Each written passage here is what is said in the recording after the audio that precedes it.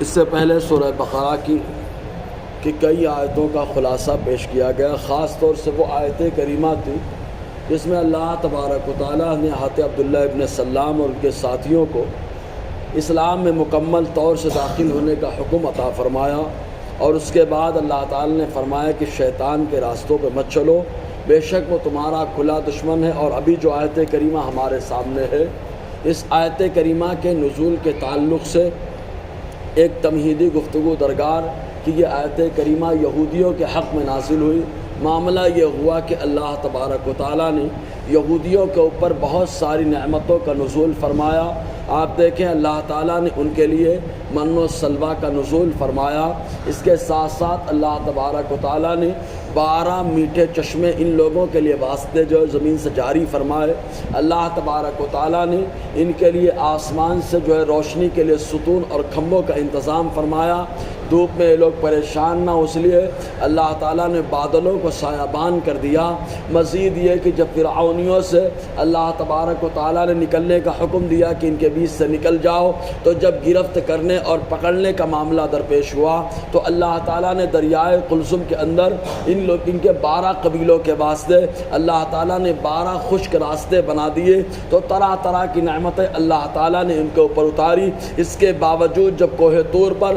حضرت موسیٰ علیہ السلام ان لوگوں کو لے کر کے گئے، ان میں کے 70 افراد، تو وہاں پہنچنے کے بعد ان لوگوں نے برجستہ حضرت موسیٰ علیہ السلام سے کہہ دیا لن نؤمن لک حتی نر اللہ جہرا، ہم جب تک ایمان نہیں لائیں گے جب تک اللہ تبارک و تعالیٰ کو کھلم کھلا نہ دیکھ لے۔ تو اللہ تبارک و تعالیٰ نے انہیں موت کی آغوش میں ڈال دیا۔ ایک آواز آئی جس کی وجہ سے 70 کے 70 افراد کوہ طور میں موت کا لقمہ بن گئے۔ حضرت موسیٰ علیہ السلام نے دعا کی، گڑ گڑائے، اللہ تبارک و تعالیٰ نے دوبارہ ان کو زندگی عطا فرمائی۔ تو بہت ساری نعمتوں کو دیکھنے کے باوجود، بہت ساری اللہ تعالیٰ کی قدرت کی نشانیاں دیکھنے کے باوجود ان لوگوں نے کوہ طور پر پہنچنے کے بعد اپنی شرارت کا اظہار کر دیا۔ اسی انداز میں حضور صلی اللہ علیہ وسلم کے بارے میں یہ لوگ بہت کچھ جانتے تھے، حتیٰ کہ حضرت عبداللہ ابن سلام رضی اللہ تعالیٰ عنہ جب ایمان لائے تو ان سے حضرت عمر رضی اللہ تعالیٰ عنہ نے فرمایا یہ بتائیے کہ حضور صلی اللہ علیہ وسلم کے تعلق سے یہود و نصارہ کو کیا علم ہے؟ چنانچہ عبداللہ ابن سلام رضی اللہ تعالیٰ کہتے ہیں یہودی حضور کو بہت اچھے سے جانتے ہیں، وہ لوگ اپنے بیٹے کے بارے میں شبہ کر سکتے ہیں کہ یہ ہمارا خون ہے یا دوسرے کا، لیکن حضور کے بارے میں شبہ نہیں کر سکتے۔ اتنی خوبیاں یہ لوگ کتابوں کے اندر پڑھ چکے ہیں۔ تو سب کچھ جاننے کے باوجود یہ ایمان نہیں لا رہے تھے، تب اللہ تبارک و تعالیٰ نے ان لوگوں سے ارشاد فرمایا فَإِن زَلَلْتُم مِّن بَعْدِ مَا جَاءَتْكُمُ الْبَيِّنَاتُ فَاعْلَمُوا أَنَّ اللَّهَ عَزِيزٌ حَكِيمٌ، اگر تم لوگ ٹھوکر کھا گئے بعد اس کے کہ تمہارے پاس روشن دلیلیں آ گئیں، تو جان لو کہ اللہ غالب حکمت والا ہے، اور اس کے باوجود نہ سدھرے تو هَلْ يَنظُرُونَ إِلَّا أَن يَأْتِيَهُمُ اللَّهُ فِي ظُلَلٍ مِّنَ الْغَمَامِ، کہ یہ لوگ صرف اس بات کا انتظار کر رہے ہیں کہ اللہ کا عذاب آ جائے بادلوں کی سائے کی شکل میں،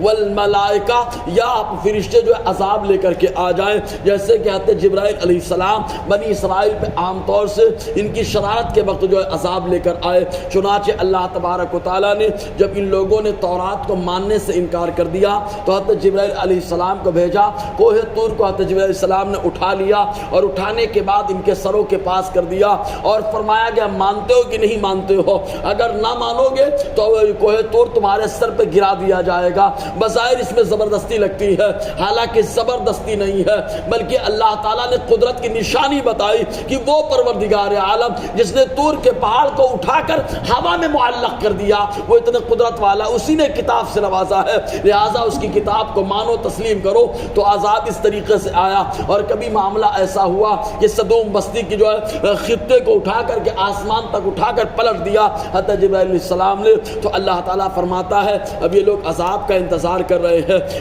بادلوں کی شکل میں عذاب آ جائے، والملائکہ اور فرشتے اتر آئیں، وقضی الامر، اور ان کا معاملہ یہیں پہ فنش کر دیا جائے، مکمل کر دیا جائے، وإلی اللہ ترجع الامور، اور سارے معاملات اللہ ہی کی طرف پلٹیں گے۔ ایمان لائیں گے تو ان کا فائدہ، اور نہ لائیں گے تو ان کا نقصان ہی نقصان ہے۔ اس کے بعد اللہ تعالیٰ نے پھر یہودیوں سے خطاب فرمایا، انشاءاللہ اس پر روشنی رہے گی۔ اللہ تعالیٰ ہم سب کو فیضان قرآن، برکات قرآن سے مالا مال فرمائے۔